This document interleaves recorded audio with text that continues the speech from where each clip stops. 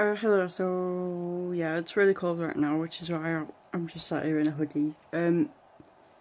Yeah, I've been thinking a lot recently about philosophy, and it's basically been sparked off by the essay that I've got to write, and it's basically sort of that almost led me down into this existential pit or something, where it's like I keep going round in circles. It's like I feel like I'm getting somewhere with the arguments, and then it's like, oh well, there's something to contradict it. And it's like that's the thing with philosophy, there's always something that you can go against it with, because a lot of it is subjective. And I guess you've got this question of is just because something's subjective, does that almost devaluate it?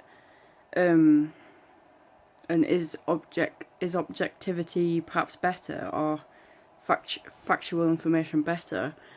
And it's hard because it's also led me down the silver road, where it's like, um, are emotions less valuable than reason? And part of me wants to say yes, because reason is factual and facts are truthful and truth is good.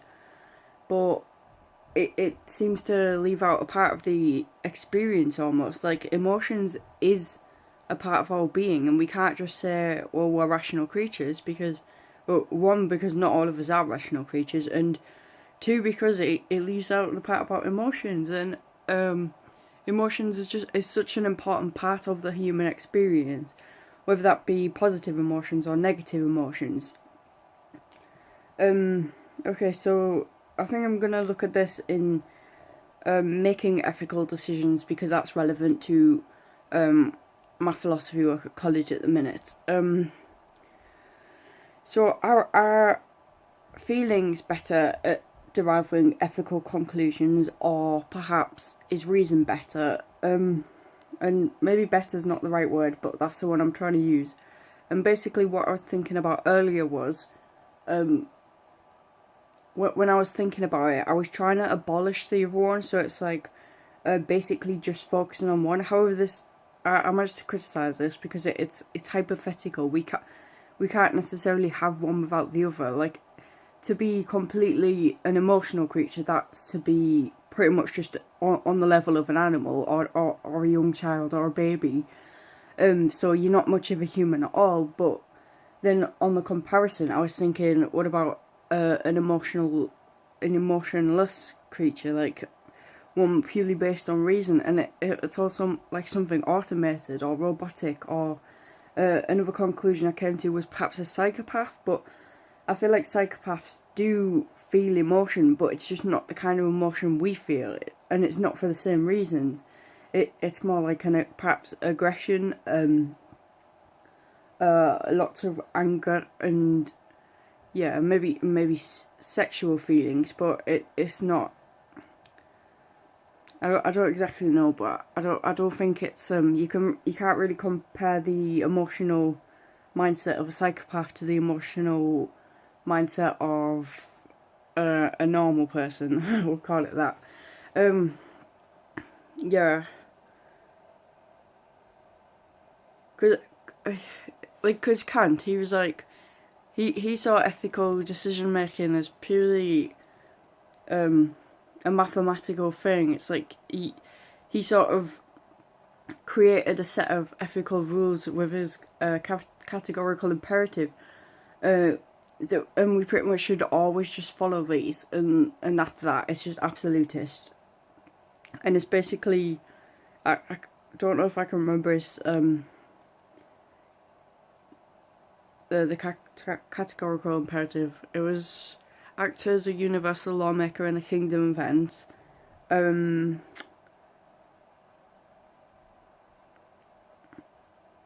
okay, I can't remember. One of them might be an always tell the truth, but I feel like there's something else.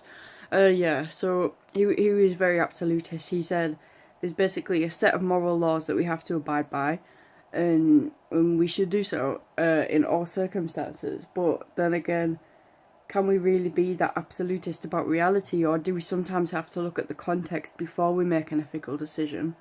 Because let's say one of Kant's rules was always tell the truth, um, because it's a something we will to be universalized. We don't want lying to be universalized, so we should always tell the truth. what about if someone asks you if you like the hair? Perhaps the best thing to do in that situation would just be to say yes, even if you don't really like it, because because you risk hurting that person's feelings or doing more damage than necessary than if you'd have just said, yeah, it looks nice. And that's just, yeah, that's assuming that, I can't see what would really go wrong in that situation. Obviously, there are cases where we should tell the truth, and that is probably most cases, but in certain ones like that, perhaps we shouldn't, and Kant doesn't take that into consideration. One thing we can look at is utilitarianism, which is basically the greatest good for the greatest number. So that's basically what makes the most people happy, or what gives the most people pleasure, and that's the thing we should do. So basically, in this theory, it would take the life of one person to save the lives of 10. But obviously, there's a lot of problems with that, because what if that one person had adopted 17 children? And those 10 people were perhaps criminals? It doesn't take into consideration perhaps the worth of each individual. And here's a good question, right? Are some individuals worth more than others? And that's quite a debatable one, and I think it's going to depend on perhaps whether you're religious or what political background you have, which is going to determine this. But I think perhaps some people are worth more than others, like undoubtedly actually, because you can't say that someone who has murdered perhaps 10 people, like a serial killer, is on the same level as someone who has perhaps donated hundreds of pounds to charity or thousands of pounds to charity. You just can't categorise those two people in the same way. And obviously you're going to have some people who are going to say, yeah, well, it's what they are internally. It's like God loves us all equally, but obviously that's like the Christian view or any religious view. Yeah.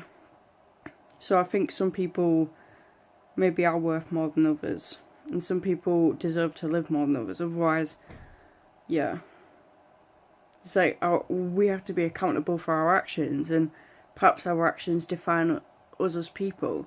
And if we do bad actions, does that make us a bad person?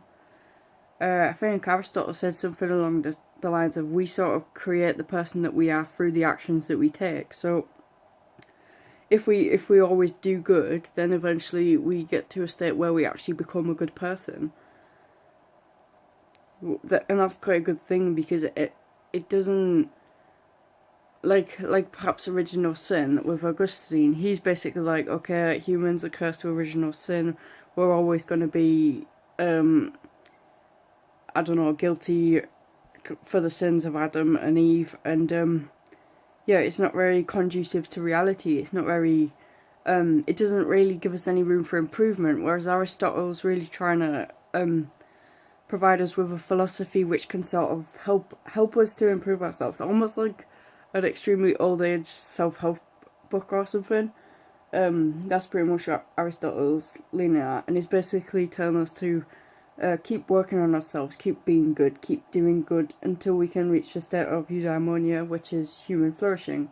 And that's pretty much the pinnacle experience which we can reach, or the pinnacle, yeah, I guess experience is the right word. I like to think about that as well. How far can a person really go in improving themselves? This is assuming there's good and bad, and I feel like we have to accept that, because good and bad seem to be parts of the human experience. Whether they're objectively true or not, I don't know, but I know they definitely exist within the human experience, and this is the only experience we really have. Yeah, this is the only experience we can really know, so that we've sort of got to stay within the realms of this experience when trying to define reality. Because if we're going, we can start talking about animals. So yeah, well, maybe good and bad doesn't exist for animals, but is that really conducive to our own realities and making ourselves better? I don't know. So how far can we really go in in improving ourselves, if we keep working on ourselves and keep doing good things and keep building ourselves almost,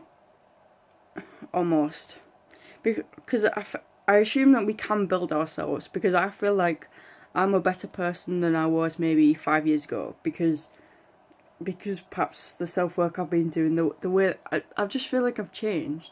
So like, where does that stop? If we can manage to keep that motivation going, to keep on bettering ourselves, to keep learning, keep improving ourselves, like, where does it stop? Like, I don't know. I feel like I'd quite like to try and make that my goal, just to try and become the best version of myself as possible. Because yeah, I just, sometimes I feel like life's a little bit meaningless, but it's like, but it goes back to that thing, it's like, yeah, it might be objectively meaningless, but does that mean it's completely meaningless? Because it's one of those things, it's like a paradox, it feels so meaningless, but it's, at the same time, it's so meaningful. But so that means that it's either one or the other. If it's sometimes meaningful, then it must always be meaningful. Even when it's feeling meaningless, it must still have meaning. I don't know, I don't think that makes sense. Because when we're feeling positive, we like to think, okay, my life has meaning. But when we're feeling negative, we're like, it doesn't have meaning. But it's not that your life is lacking meaning, it's just that it's lacking positive meaning. And that's the sort of meaning that makes you feel good and makes you feel like life's worth living. So maybe we need to change our perspective on meaning. We need to accept that we're going to go through negative things, but that doesn't mean that our life lacks meaning, because it doesn't. And there is always some kind of meaning that to be found, because even if that meaning isn't necessarily coming straight from yourself, but if it's to do with other people, like for example, I've got a family, I've got friends. Even when my life doesn't feel like it means anything to me, and I'm like, well, life's meaningless, I'm probably not going to get anywhere, what's the point in living it? If I was to commit suicide all of a sudden, that would have an impact on all the people around me. So that's not a choice. People just shouldn't commit suicide, because of the ripple effect it has on the people around them. And the thing is, with people who commit suicide, it's like they don't see the meaning at all. They just notice negative meaning within themselves, or maybe mistake this for lack of positive meaning, and they assume they're just a burden on everyone, and then they'll kill themselves, because that's just how where life's taken them.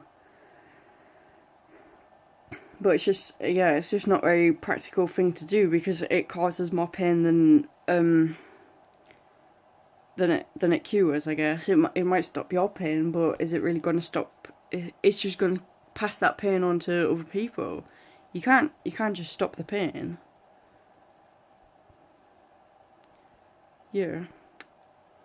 I don't really know what else to say. What did I start talking about? Oh yeah, reason versus emotions.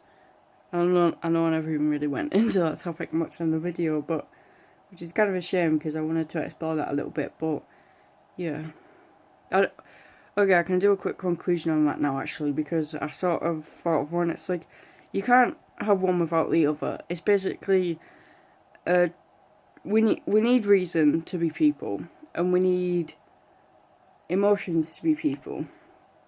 And I guess we all have varying degrees of each of them, and maybe even within ourselves we switch between rational and emotional beings at different points in our life. And yeah, and it's like, see, I'm really struggling to give a definitive answer here, because I don't think there is one. And then it's like, it goes on to, well, is there a definitive answer about anything? And it's like, yeah, what about mathematics? And then it's like, okay, well, logic seems to have definitive answers, so is that perhaps more important than emotions? But then you go back to ethical decisions or things like that. And it's like, okay, well, something feels wrong to us, so then we act. Perhaps if we didn't have that feeling, we wouldn't even be able to start reasoning about something in the first place, because if something didn't first make us feel a certain way, we wouldn't notice anything wrong with it. It would just be like, oh, okay, we'd be based on it. It's like our emotions act as a catalyst almost to perhaps making a change or making a decision. It like lets us know. And then we've got intuition. It's like when you're with perhaps a bad person, or you're in a negative situation, something inside you tells you that something's up. Maybe not even a bad situation. It's just like sometimes we get an intuition which sort of leads us in a in a certain direction, and that's the direction that we go, and it happens to be something really good. So I don't think we can completely dismiss reason, but I don't think we can completely dismiss feelings. I think they both work simultaneously with each other, and yeah. It also seems like not every ethical decision is like a rational process. It's not like you go through looking at all the variables. It's more like, okay, well, that feels right, but that doesn't feel right, so I'm going to go with the one that feels right. And that's it. Okay, thanks for watching.